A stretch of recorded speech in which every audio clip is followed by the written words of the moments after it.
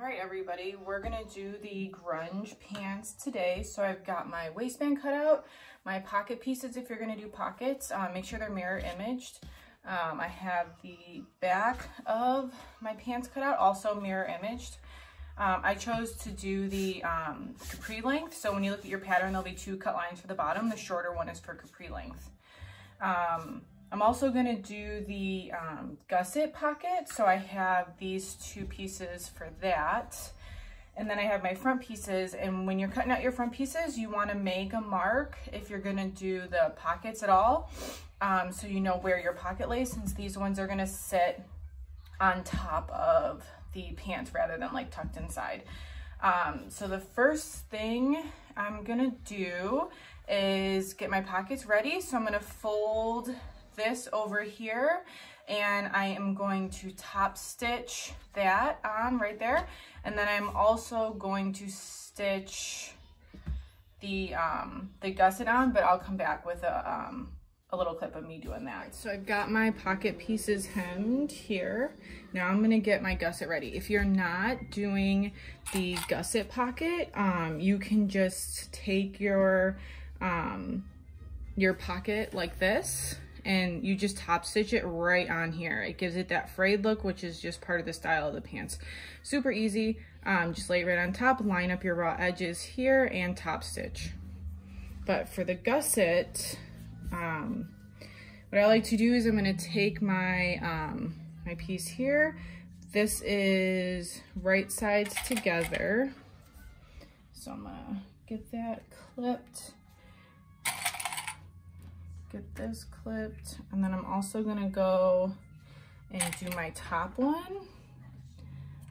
Because with this little extra piece here, you want it to fold up.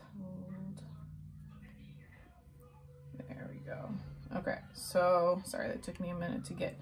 You want it to fold in. So you're gonna take this, you're gonna line up this edge pretty much to your corner here, and then you're gonna take the extra and fold it up this way. And that should get you nice and lined up with your corner and your edges. I gotta pull this up a little bit. Right. And then you're gonna stitch this down and you are gonna go over just this little corner that you folded. You're gonna stitch over that. So I top stitched these on. I did use my sewing machine as it was easier. It was also recommended in the pattern. And I folded this part, I sewed this part down. So now you'll have like this pocket with your gusset piece on here. Again, if you're doing the other pocket, just top stitch it and you're all set for that part, and we'll just kind of catch up with you guys in a minute. This is where the pocket location indications on the pattern are important. Oh, sorry. I also use my serger here to finish off these edges. You can also use a zigzag stitch for that.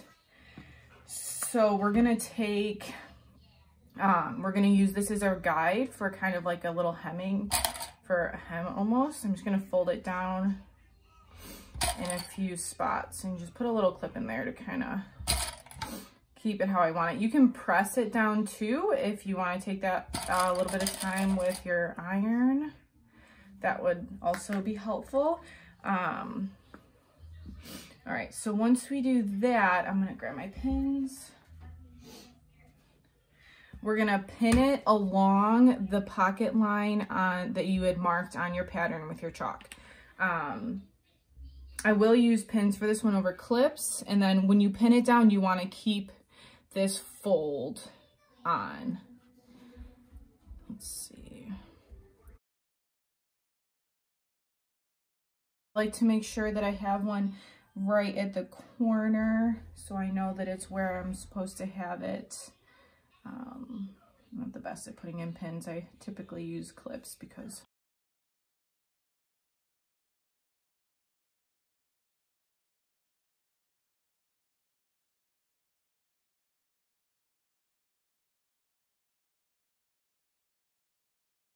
all right, so now that I've got a few of these on here, I'm also going to Mommy, Now I've got this all pinned on, I'm gonna go and top stitch this down probably like 1/8 of an inch from the edge, or just as close as I can get it. And I am gonna do this with my regular sewing machine. So I'm gonna do both my pockets, and then we'll come back, and if you do those other pockets, we'll be just about at the same place. I've got my gussets sewn on. So what you're gonna do now is you're gonna take where the gusset is and you're gonna fold it so it's right sides together, and then fold the pocket piece over that. So the gusset's kind of tucked in over here. And we're gonna do the same thing down here. You wanna get it tucked in, and that should kind of tighten up your band here. Once you do that, it should make this nice and tight. Not tight, but you know, it's not gonna be flopping around anymore. And then you're gonna do that for the other side, and you're gonna do just a little stay stitch here along the top and the side to keep that in place when you assemble the rest of your pants. All right, I've got my pockets all ready to go with their stay stitches on. And if you did the other pocket, you also wanna do the stay stitch option before you top stitch. It just can be really helpful. So now I'm gonna take my front pieces, I'm gonna lay them right sides together, and I'm gonna sew the crotch seams. I'm gonna do the same thing with my back pieces. So I'm gonna put them, my fabric's curling on me. I'm gonna put them right sides together. I'm going to clip them along here, and then I'm going to take them over to my serger and sew it, or you're going to use your zigzag stitch on your regular sewing machine. Got my front and back pieces put together, and now I'm going to lay them right sides together, and I'm going to sew down the outsides of the leg. I'm going to hold off on this inseam part because we're going to hem the bottoms first. All right. Now my pants look like this. I'm gonna open up the leg like so, and then it's gonna hem 3/4 of an inch. So I'm gonna take my little tool here. I'm gonna fold it up, make sure it's 3/4 of an inch. And then I'm gonna use my cover stitch to hem this, but you can do this with a twin needle if you have your regular sewing machine. I think we can even do this one with a straight stitch because I don't think it really needs any stretch. So I'm gonna do this for both, and that's the same even if you're doing the capris. You wanna get this hemmed first.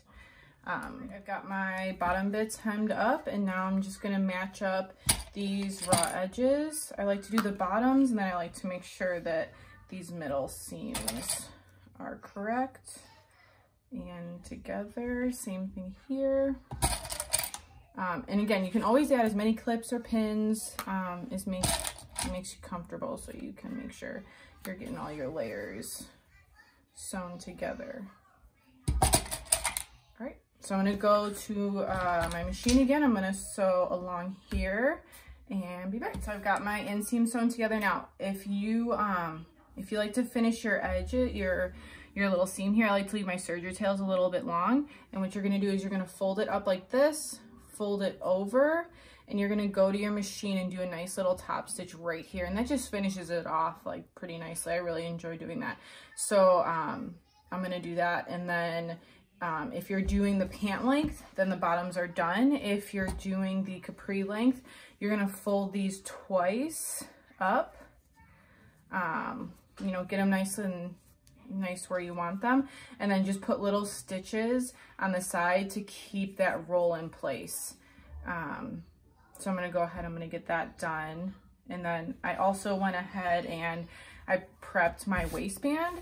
So I just took it, I put it right sides together and sewed along the raw edge, and that just gave me this like nice little tube right here. Now I'm gonna find the quarter pieces to my band. So I'm going to fold it this way, and I'm gonna put a clip here to mark it, and then I'm gonna match up these two and put a clip here to get that one.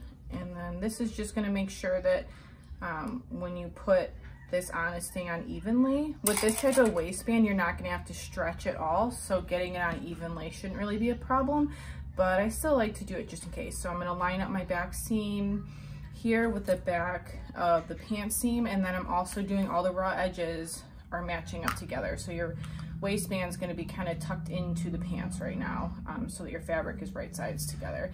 And then I'm going to use all of these marks to know where to put them onto the pants. Like I said, with this one, when you sew it together, you're not going to be stretching it at all. Okay, so now it kind of looks like this, all tucked in there nicely. When you start sewing this on, you want to leave like a 2-inch gap because we're going to have to feed our elastic through there.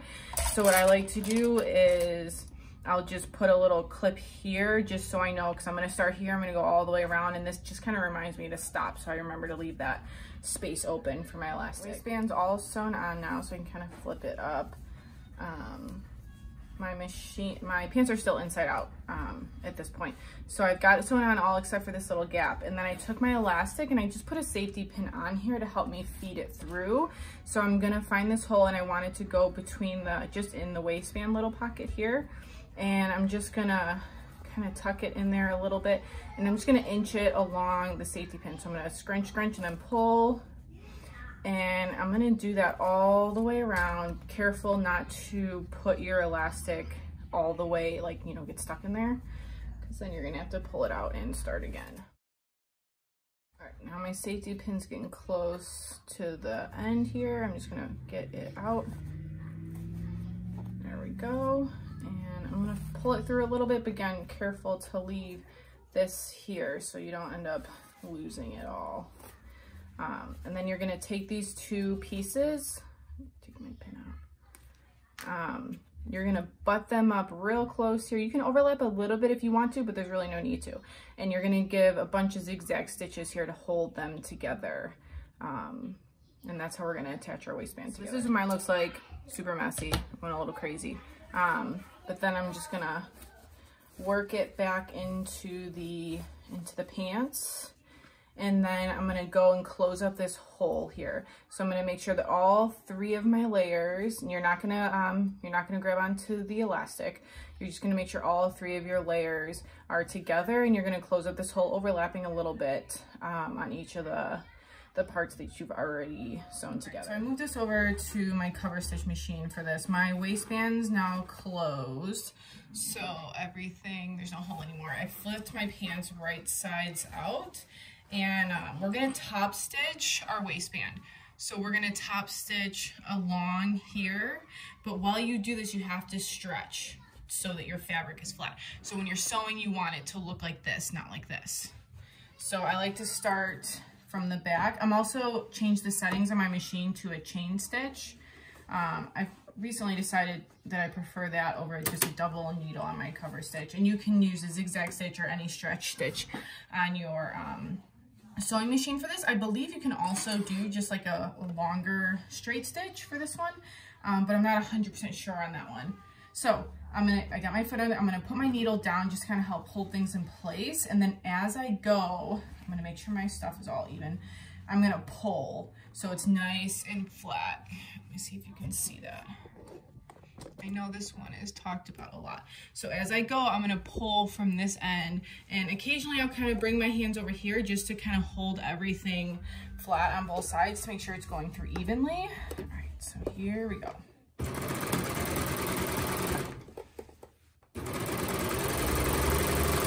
And really take your time. This can be a little tricky sometimes. A little thread stuck there, okay.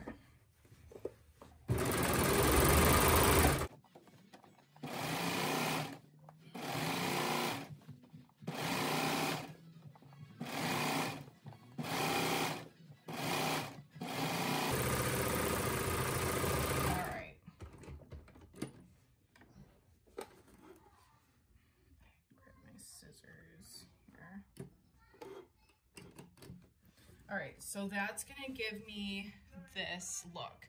So once you're done pulling, it goes back to being a nice little ripple here. And then I'm gonna go through, I'm gonna do one more. You know, you can do 1, you can do 2, you can do 3, you can do whatever you prefer for this one. All right, so there you have it. These are all finished up. and ready to go. If you want to add like a fake drawstring, that's always a cute little finishing touch. I know these do have an option for a back pocket. I chose not to do that for this one, but if you have any questions on that, please just let me know and I can help you through that.